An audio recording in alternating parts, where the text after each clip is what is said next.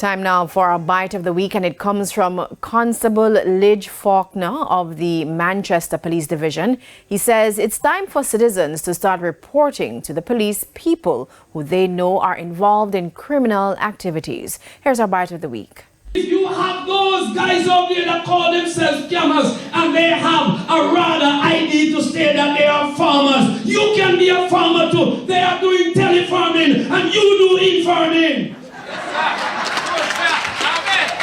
See for Manchester. It is time that we begin to reclaim and re-establish with the right terms the police and the citizens working together.